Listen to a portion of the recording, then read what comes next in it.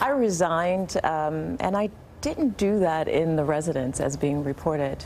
John Kelly and I sat down in the Situation Room, which is a very secure, very quiet room in the White House, and we had a very candid conversation. But when I have a chance to tell my story, Michael, quite a story to tell. As the only African-American woman in this White House, as a senior staff and assistant to the president, I have seen things that have made me uncomfortable, that have upset me, that have affected me deeply and emotionally, that has affected my community and my people. And when I can tell my story, it is a profound story that I know the world will want to hear.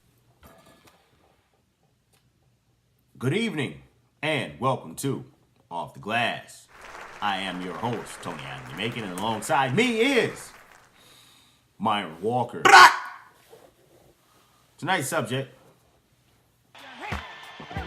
Omarosa. Omarosa has gotten the boot. Bootsy, Bootsy, Bootsy, Bootsy.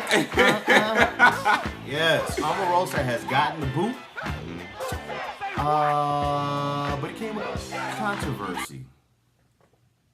There was reports that she got kicked out of the White House. She had to get dragged from that motherfucker. These are reports that were said. She said she didn't. That's not how it happened. There was reports that she had heated conversations with people on the way out.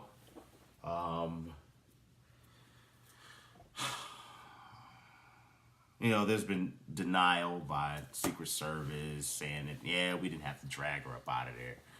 But from the sounds of it, right, it just sounds as if she didn't want to leave. I'll tell you that. And afterwards, she's also made her statements in which she's gone on Good Morning. Well, I don't want to. I think it was Good Morning America, if I'm not mistaken. Well, she's been on different. She's been on. I know. I saw an interview. She was on 2020. Okay, 2020. But you know, she's been talking, saying that hey, she's gonna be all right. Sound like she may be getting herself up for a book. Mm-hmm. Almost, kind of, in a sense, insinuating there has been racist play from Donald Trump. But we gonna focus on you, Omarosa. Let's talk Omarosa. Omarosa. Omarosa is the one that was dick riding Trump. Not literally.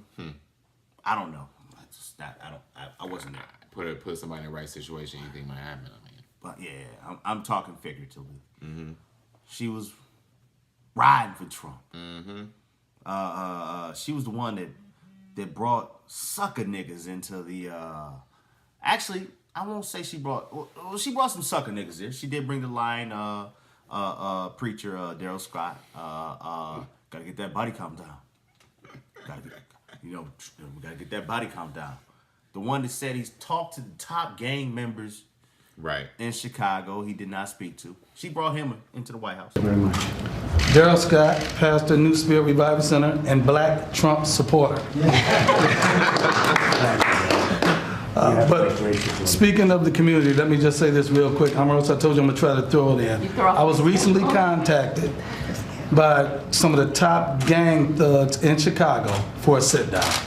They reached out to me because they associated me with you. They respect you. They believe in what you're doing. And they want to have a sit-down about lowering that body count. So in a couple of weeks, I'm going in Chicago. I think it's a great idea because Chicago is totally out of control. Absolutely. Well, I let them know. I said we got to lower that body count. We don't want to talk about anything else. Get that body count down. And they agreed that the principals, they can do it. These are guys straight from the streets, no politicians, straight street guys. But they're going to commit that if they lower their body count, we'll come in and we'll do some social programs. So they're in agreement. Well, if they're not going to solve the problem, and what you're doing is the right thing, then we're going to solve the problem for them, because we're going to have to do something about Chicago. Because what's happening in Chicago should not be happening in this country. But they want to work with this administration. Good. They want to. They reached out. I didn't reach out to them. They reached out to me. They want to work with this administration. They believe in this administration. They didn't believe in the prior administration. They told me this out of their mouth. But they see hope with you. I love that.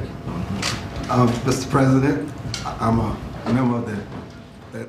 Mr. Daryl Scott was on Fox 32 in Chicago, and when asked if he spoke to top gang thugs, he said this. So there are no gang leaders offering to reduce the body count in exchange for federal funds? No, I mean, come on now. No. Start talking about creating jobs. And before we start talking about all these other things, before we're able to implement them, we need to reduce that body count. Ohio pastor Darrell Scott told me it was a lack of sleep that caused him to tell President Trump Chicago gangs would trade a lower body count for more federal dollars. She brought Ray Lewis, Kanye West, Steve Harvey. She was the one who was reaching out to all the black people, Jim Brown. She was the one that was setting all those guys up for the coon train. She actually gave them, she was the one who actually, you know, seemed as if she booked their tickets. Because a lot of them have regretted since Steve Harvey was one. He regret going up there to see Trump. But she was the black connection. She was supposed to be the spearhead and the line of communication, you know, in terms of the black community, you know, to be a direct line to the executive office. There's no black community, but continue. What are we in right now? Well, communities actually have multiple things that are owned by that community. I understand what you're saying. Yeah, so there are some. Break that down in another episode. Yeah, I mean there are some major shortcomings of the current condition of the black community. Yeah, I mean we're still a strong unit of, you know. Well, black neighborhoods, we don't own shit to have our own communities, but continue. And that speaks to the economic, you know, education and economic, you know, game plan that we have as a people, which is very lacking, and that's not, you know, that's been happening over hundreds of years. But what I'm saying is that's lacking. But we could also do if we just decided to come together. You can lack as much as you want. However, there's enough of us who are smart into which we could build our own community and not need everyone else. But everyone wants inclusion. We don't need to be included with everything else. But go ahead, continue. I'm sorry. No problem. But, you know, she was supposed to be that. Because there is a Jewish community. A Jewish community actually sets up everything in which they make their own stuff. And you go to Oak Park right now, there are schools that are ran through the Jewish community. True. There are churches. There are restaurants and so forth. That is what builds a community. I mean, the thing is. But I'm sorry. I'm sorry. Go into what you... And, you know, so what I was going to go into real quick is Omarosa was supposed to be the direct line of communication. She was supposed to be able to convey from sources that she would gather, because she's supposed to be, you know, a very respected individual in the black community, and then be able to bring these concerns directly to Trump's office and then maybe see some change. That never happened. And the thing is, I don't know if Omarosa thought that when she got this position, that did she know that she was just being used as a figurehead? Did she know? That it was just a ploy by Trump to be like, go here and talk to them. I'm gonna come out and take a picture with these black folks, but I ain't gonna really do nothing. I have my black friend that I use. She won one of my TV shows. She was the contestant who won. Guess what? You know what? We'll put her in some type of position. Make her seem special. Mm-hmm. She worked with the Clinton administration. Yeah. Well, we'll make her seem special. She's one of those educated African American women. That black connection. We do. We need her.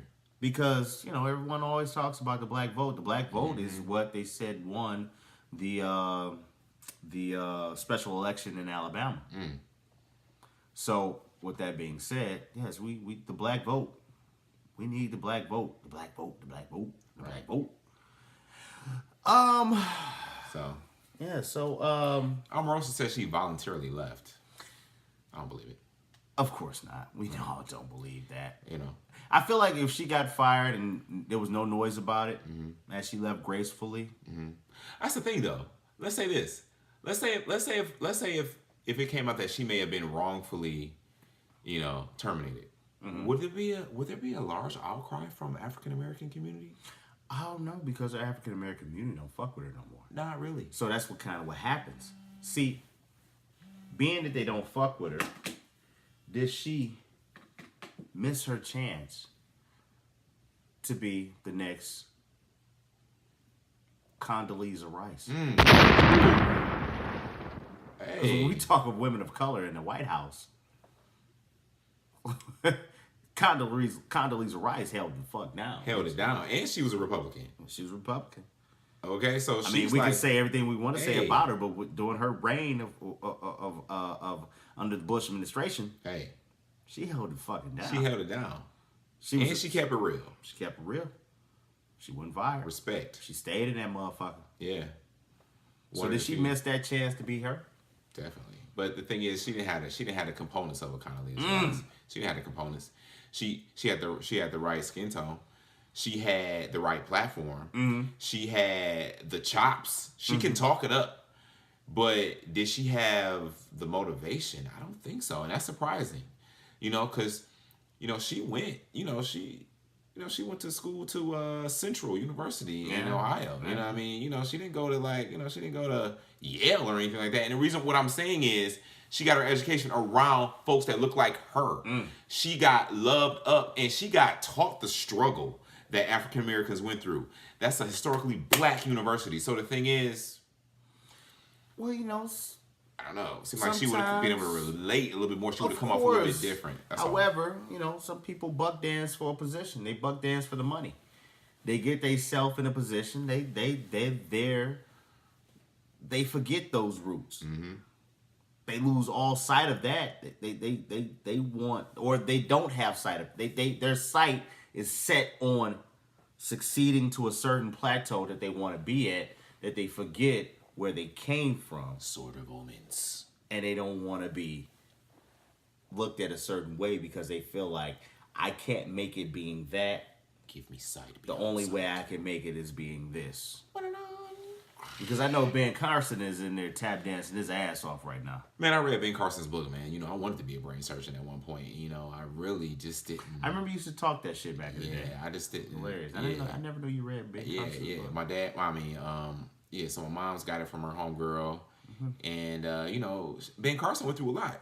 His mom abused him. He was, strapped. It was crazy. He went through a lot. He was from Michigan. So, I know. He actually... They walked through his city during the primaries, in which he was riding for. Actually, he was riding for Trump. When he was riding for Trump, he brought Trump to a city, brought Trump to the neighborhood he grew up in, and Ben Carson is a lot of white people's favorite black guy. I was on 9, 10 a.m. And I remember it used to be white people that would call in and say, a lot of black people, a lot of you guys, and I used to laugh like I was like the first thing I about. A lot of you guys should strive to be like Ben Carson. And I used to laugh because I used to be like, well, what is Ben Carson doing directly for us? Why would we strive to be someone who doesn't want to be us? I mean, the thing is with Ben Carson, you got to celebrate the thing is that he brought himself up. I mean, he got an education. It's very difficult to become a surgeon. Ain't nothing wrong with that. And then less alone a brain surgeon. You know what I mean? So, I mean, he's a super intelligent individual. And I guess this goes into the conversation of, because this fits Omarosa too. You can be successful. You can do everything you need to do. But do you need to sacrifice, even if you didn't come from that, do you need to sacrifice what you are? I mean, like, okay, is it hard for some people to identify with the fact that who they are? Some people get out of it and feel like after they're out, no other people should struggle. Or some black people have been given a lot. To them, they've been given a lot, and they think to themselves, "Well, fuck it, I have no duty. There's no responsibility of mine to care that someone who looks exactly like me, not like the people. Not say everybody won't say everyone's American, of course, but someone who looks exactly like me is being treated a certain way. Is it that I think a lot of people. I guess my question is a lot of people just like are they right to feel like it's not their responsibility to care about the people that look like them? I mean, do you have your own right? And I guess, well, go ahead. Yeah, I mean, like, do I have the right? Like, so the thing is, you have the right to say, okay. I mean, I guess you have the right. You do have the right. Okay. You have the right to say, okay, I can watch Eric Garner get choked up. I can watch Mike Brown get shot. I can watch Walter Scott get gunned down unarmed. Well, I mean, that's slightly different. Let me say this. I'm going somewhere with this, but go ahead. I mean, it's different than if I made it and I don't feel like I have to take the responsibility to say the whole hood versus me witnessing injustice. What I'm saying with the injustice, that's what I'm kind of going. I'm going with this.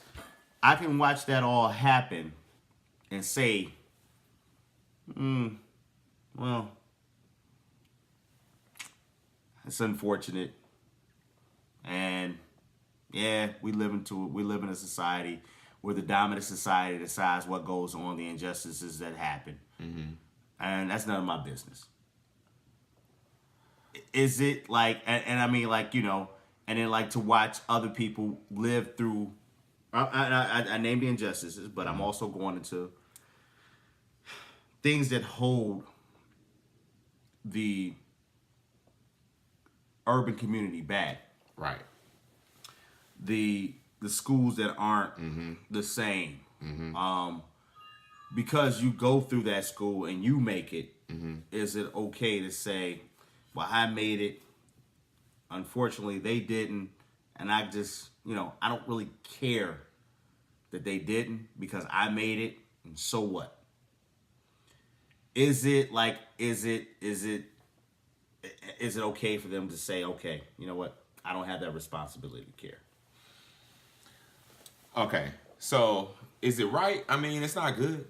I mean, you can't help the way you feel. Now, why would somebody feel like that? So the thing is, if their walk in life is they had to fight people who didn't look like them because of whatever reason, because of racism, whatever, and they had to fight people who look like them because the thing is, in everybody's hood, you know, everybody, white people, Chinese people, black people, you may not hear it as much, but it's people who look just like you that impede the process. Okay? And that's true. So, now, to your point, now, if I'm an individual, let's say I'm Ben Carson or if Myron Tone, right? Is it right for me to get to a certain point and not want to give back? It's your right to feel and be selfish if you want to, okay? But at the same time, you can't complain about the state of the community, okay? You did what you had to do at this school. You learned in spite of, because if you go to a lot of Detroit public schools, you know, a lot of times you learn and you succeed in spite of because of what was done outside of your control as a family and as a student to what has happened to Detroit public schools. So you went to the school and you made it, right? Now, instead of you even just going back and maybe just volunteering at the school, you don't have to go and save the whole world because you can't as an individual, but you can go and volunteer and you can be in the classroom. And then the thing is, one day a month, let alone one day a week or one day or whatever, one day a year, one day a semester, that will be impactful to the kids because they can touch and see and feel what you went through in the same classroom and then what you become. So the thing is, time and volunteerism, that's free. All that takes is effort on your part. You don't have to reach into your pocket or anything. And a lot of times that may be more impactful because when you get this money, let's say if Ben Carson gave a bunch of money to some schools, where's the money really go? You know I mean, because I can actually speak on a situation. You know, in New Jersey, what's the Facebook owner? What's his name? Oh, you're talking about you know what I'm talking about. Yeah. Mark Zuckerberg gave money to the state of New Jersey that never actually is unaccounted for. I think he gave over a certain amount of money I don't want to say the amount. It was, I think it was, I want to say it was in excess of 100 million, maybe, or something like that. But he gave these funds to the state of New Jersey, and they have still, there's no telling. They were supposed to go to schools, and it came up missing. And the homeboy, what's the black guy name that's over there, man? They was all in love with him during the Hillary Clinton run. Bald head guy, I can't think of his name right now. I am lost for names today. Can't think of this guy's name. It'll come to me. Well, you talking about the mayor of New Orleans? Booker. Senator Booker. Fucking, I can't think of his first name. I don't know what you're talking about. But anyway, Booker. Senator Booker. He was a governor at the time. I think it was a governor or mayor. But anyway, under his watch, those funds disappeared. Under his watch? Yes. Had to be a brother. Yeah, and that was so fucked up because Dang. well, at the same time, no one's talked about it. It's just disappeared. It's been gone. Cory Booker. There it is. Yeah. Good job. But my Google game just came up with Cory Booker. Yeah, so I mean, like, when you give money is one of the things that is the worst thing that you can give if you're not giving it directly to the people who need it. Right. Because money always comes up missing. But I guess I'm just going to a point of when I speak of Omarosa and I speak of the Ben Carsons, it's like they turn their back on their people. When I say they turn their back on their people, see, people really don't understand. Riding with Trump was turning your back on people. That's the thing. It's not about, I went more deeper into it than what I really should have. I just felt like Ben Carson, if you riding with Trump, you turned your back on your people. You could be a Republican and still be with your people. But I felt like he turned his back on his people because he ran with someone who we knew. Or, I don't know if you want to say allegedly or what it is. Donald Trump has had a bunch of instances of where he showed racism. Right? True. So when you can line yourself with that person and you're rocking with them, it says a lot about you. It's the nature of, I gotta do what I gotta do to get ahead. I'm sorry, people. Yeah. You know. Yeah, I'm a lie and say, yeah. Oh yeah, we gonna figure something out when once I'm in there now. So I got y'all. I'm in there. Right. But we know, ain't nothing gonna come of this. You can say you in there, but it's what's gonna happen? Yeah, we use you for as long as we could. Omarosa, bye. It's one thing to go into the office and you know what? I know Trump for what he is. Now let's say if Omarosa or Ben Carson, like, you know what? I know he's a racist. I know. I've seen the reports. Because that's what she talking now. She talking like she gonna have some shit in her book that she gonna And that's say. another thing. How convenient is it that she's talking about things that's going on and you can read it about it in my book? We all know that she's a marketing. That's her thing, marketing. So she's trying to flip it. Like she flipped The Apprentice into a White House cabinet spot. That's all. So she's trying to flip it again. When she come out, she gonna flip the stories because she talking about how people had to bow down to Trump. Like when he was in the office, he would have people actually bow down to him. She brought a blonde Kanye West in there. Blonde head Kanye West. Looking Fuck like Cisco. out of here. Chris Brown, West. Omarosa. Fuck out of here, man. She was well deserving of the boot. Yeah, nobody's crying. Bootsy. Nobody's crying on this. Bootsy. You okay with it? Bootsy. Give me some sunglasses. I'd rather be with you. And low-key, Omarosa ain't a bad looking chick though. She all right. She's tall, African American, in shape. I was actually looking at her at one point in time. I was like, Omarosa ain't. I looked at her like the other day. She was on one of them TV shows. I was like, definitely attractive. I was like, Omarosa ain't as bad as I thought she. I was like, Omarosa is kind of nice. Yeah, you know, her attitude and her... Well, she's a snippy bitch. She's definitely a snippy thought bitch. Process is off. That's all. Definitely a snippy bitch. That's not gonna find. That's not gonna go away. She's a snippy one. Anyway. Peace out, Omarosa. It's been good. Kick rocks.